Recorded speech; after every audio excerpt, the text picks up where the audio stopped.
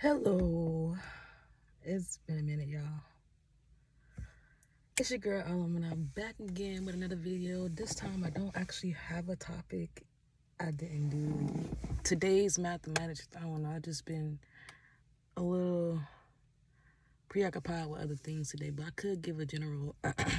What's today's day? Today is the 21st. So two plus one is three. Three plus two is 3 plus 2 is 5, and 5 plus 8 is 13. Today's the 13th 4th day, which is the death. The fuck? Which is the death card. So today is a death day. We will have that 3-4 type energy going on here. Whew. But I wanted to just get on here and just, have a brief talk. I wanted to stay up on schedule. I don't necessarily know what I'm gonna talk about, but I do just want to start off and say how grateful I am to be here, how grateful I am to be in this space, how grateful I am to have hands and the mind and eyes and a heart and lungs and organs, and I'm grateful for it all. You know what I'm saying? We have to be able to just speak our gratitude for shit, how far we came, how far we're going, and then, you know what I'm saying? Like, this month has low-key been a busy month and will be a busy month, especially the end of the month. So I got some events your girl gonna be being a part of, yo. Like, what? I'm telling y'all, I'm stepping foot in places that I haven't in a while, not no spaces like that, you know. I've been trying to be more open with my music and my spoken word, so I've been connecting with individuals who are also in that realm. Yeah. Just finding ways to really get myself out more. And with me sharing my spoken word and my music, I realized that I actually just want to speak. Like, I want to have a chance where I can just share my words and share my testimonies, or just share lessons that I've learned through life just on the mic, you know what I'm saying? Like, you get a preacher who preach and tell you the word. Like, I feel that. I really do feel that. So yesterday, I was wondering, when y'all was born, were y'all given a Bible? I'm only mainly asking for people who were born, I would say 2000s and up. Were you born, did the hospital you were born at, did they give you a Bible? Let me know in the comments. So when I was born, the doctor, the nurse who birthed me gave me a Bible with my name ingrained in it, and she left me with a verse, Colossians chapter 14, verse 2. I don't remember what exactly that verse said, but with me picking up that book, because I be having this, like, I've been having this thing where I'm going back and forth with picking up the Bible. And also, when you have people who said know the Bible, they always trying to debate and always trying to tell you the word say this, the word don't say this. And I'm like, that's the reason of, like, what, that rebellious nature in me, that would be my form of rebellion, is for me to just read and learn myself. You know what I'm saying? Me to interpret the word the way I interpret it. So I decided to open the book. I read the book. I read the Bible many times. It just didn't sit in my brain. You know, the words just be like information overload for some time. But I don't know. Yesterday it was very interesting. So I wanted to go open Book of Psalms. Book of Psalms, chapter 80. But I ended up, like, with me just randomly, like, flipping the page, I landed on page 444, the Book of Esther. I was like, Book of Esther, 444. Now, 444, y'all know, you always hear, like, that's the ancestors calling for you, and it's ancestors leaving a message, but that's truly an ancestor name for me. Esther is my grandmother's mother name. So I'm like, Esther. Like, well, I'm like, okay, what my grandma, they used to call her Big Mama, you know, my grandma Esther, they used to call, no,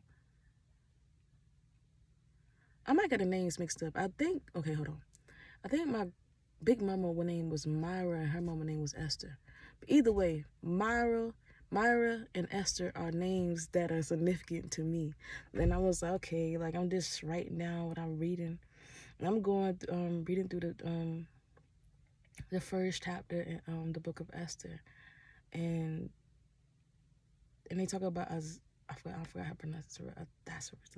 Somebody named his name, and he had a woman that he was interested in by the name of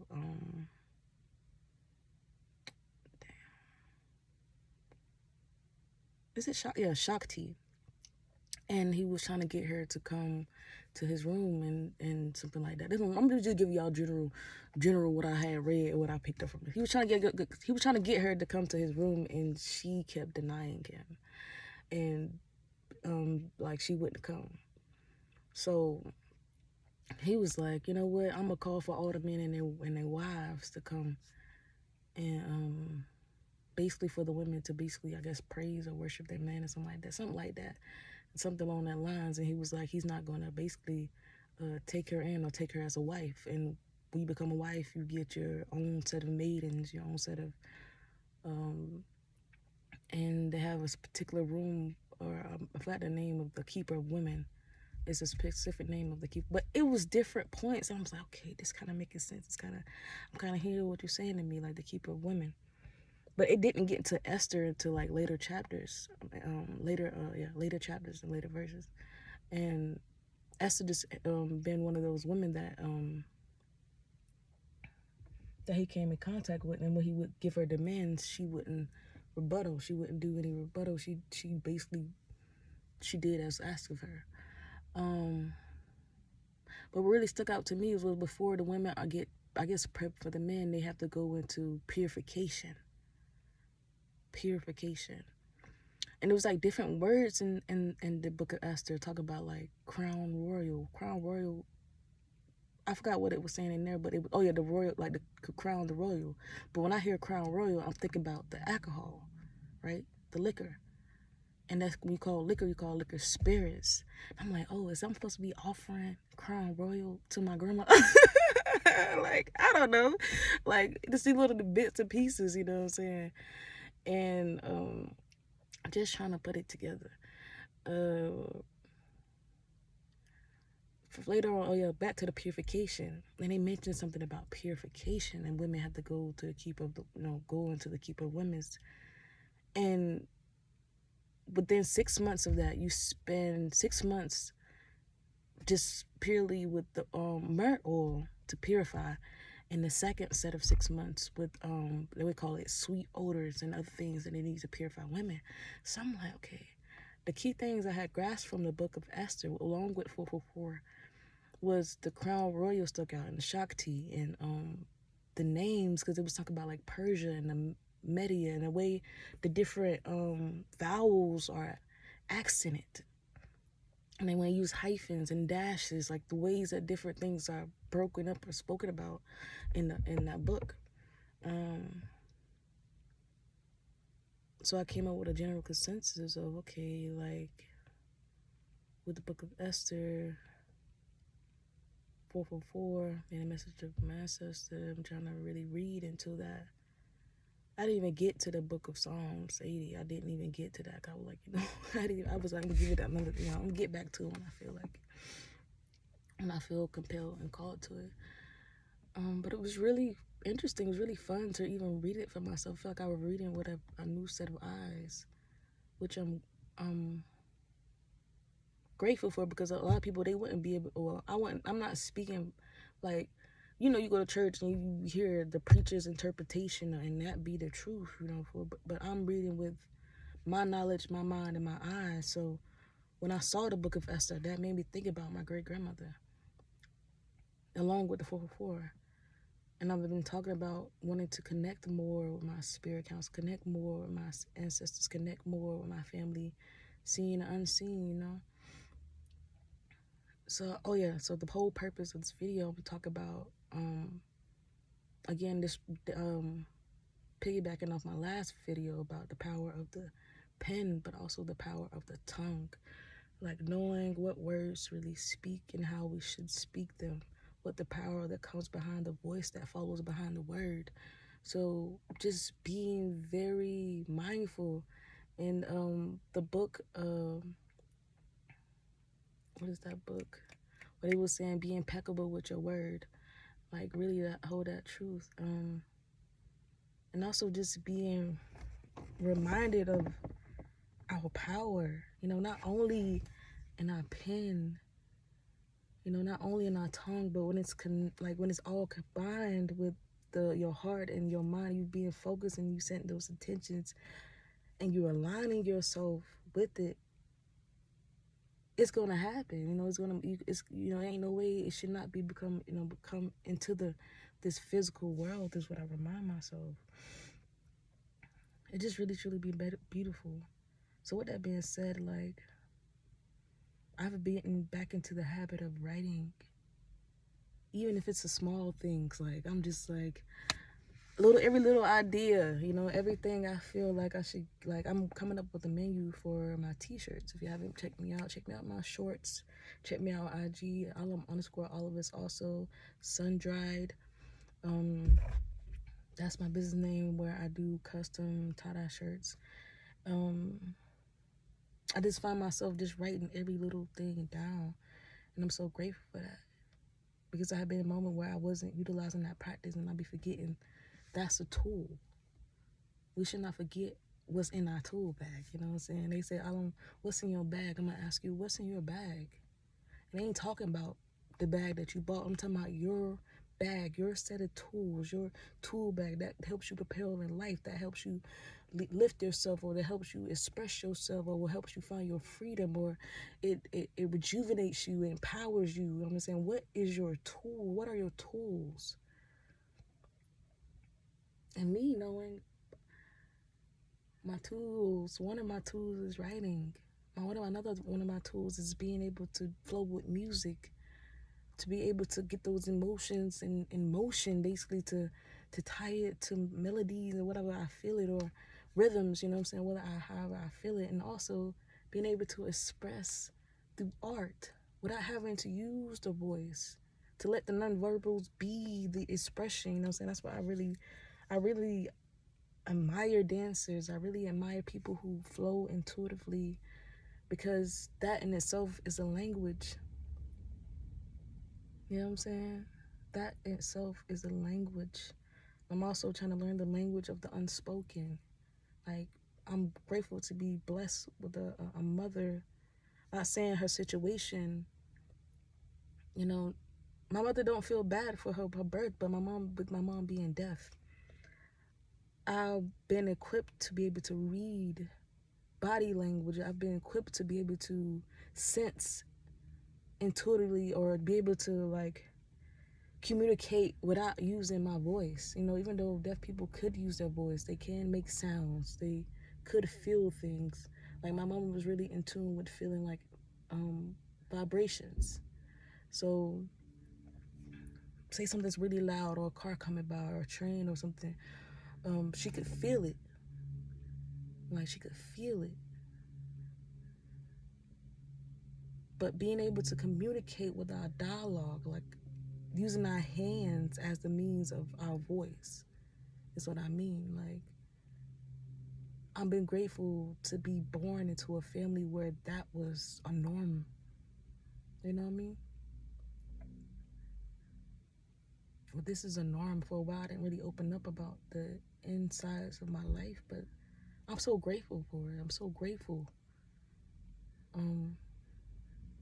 My mom was talking the other day, and she was just talking about how, like, she had a friend. She had, a lot of deaf friends, and some friends who were born hard of hearing. People who are born hard of hearing can hear, but they also could use their voice and speak.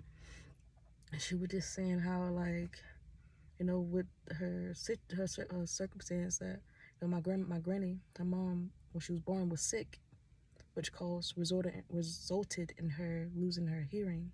But she was just saying that she wouldn't change it. She don't want to exchange the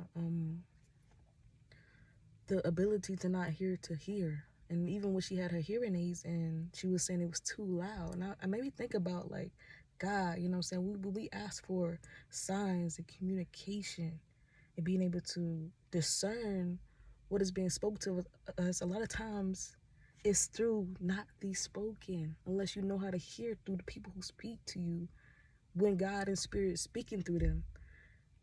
But it's a lot of times through symbols, signs. You know what I'm getting at? Signs. 444, with the book of Esther, my grandmother's name. Signs, being able to pinpoint when you are being spoken to in that unspoken. So I remember writing down a quote when I heard before I went to bed was, open your eyes and see me. Close your eyes and hear me. Plug your ears and feel me. Like, feel the presence. Like,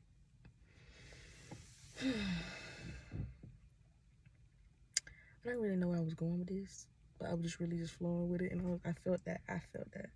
So, like I was saying, I'm really grateful to be able to be born into a family where this is, oh yeah, that's where I was going, because I had always questioned, what about the people who say who are born deaf and blind, but they still manage to maneuver through life and find ways to express. Like, my mom was telling me that sometimes, like, when deaf and blind people can communicate, they teach them how to sign in their hands. Basically, you feel their hands and you sign in their hand. Like, I don't know the mechanics of teaching a person who was born both deaf and blind, but I'm sure it's not absent without God. It's not a person's not absent without conscience. It's not absent without thought. So it's always going to be some type of stream of communication, is what I'm saying.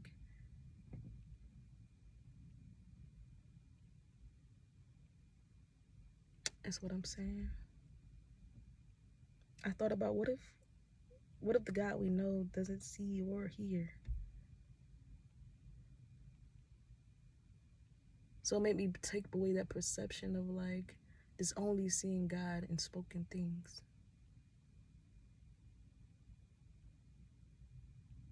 To only hearing God through spoken word. Okay.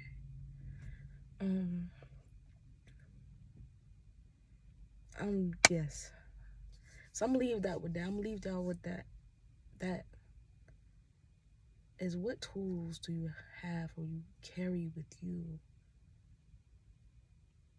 know what I'm saying? What tools are very much accessible through, even if you're not even carrying it in the bag? What's in your bag?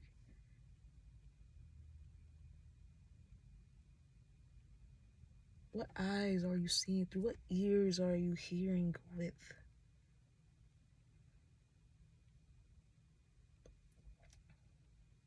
And I'm plug myself in. Y'all be on the lookout for another video. I might do another video because this one's short. But see y'all later on, and probably y'all gonna see me throughout some shorts, a little music, you know what I'm saying? But also, y'all can catch y'all order with me. Catch you some custom made t-shirts, hand dyed by your girl Alan. Got sizes to medium through 2X. $26. The blanks, black and natural. Let me know if you want one of the ones I already made, or if you want one made for you. Hey, y'all, peace. And I love y'all. Keep y'all spirits up.